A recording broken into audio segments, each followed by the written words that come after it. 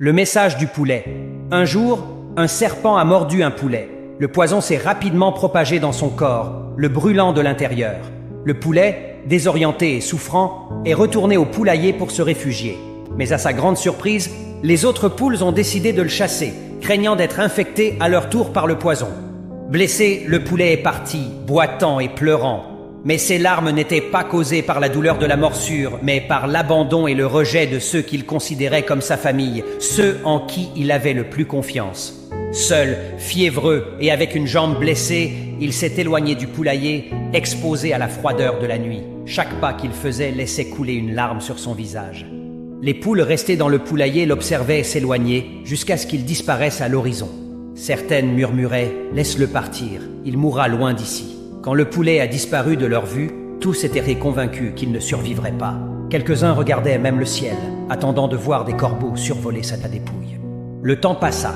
Un jour, un colibri arriva au poulailler avec une nouvelle surprenante. « Votre sœur est vivante. Elle s'est réfugiée dans une grotte lointaine. Elle a survécu, mais elle a perdu une jambe à cause de la morsure.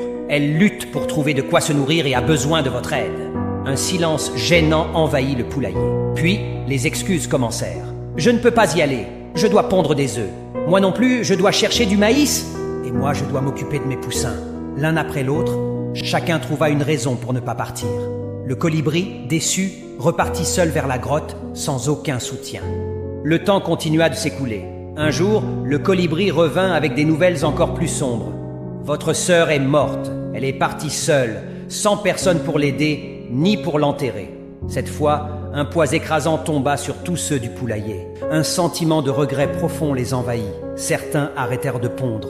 D'autres, pris de désespoir, ils décidèrent tous de partir pour la grotte, peu importe la distance ou l'effort. Mais il était déjà trop tard. Quand ils arrivèrent à la grotte, ils ne trouvèrent pas le corps du poulet. À la place, ils découvrirent une lettre qui disait « Dans la vie, les gens hésitent souvent à faire un pas pour vous aider lorsque vous êtes en vie.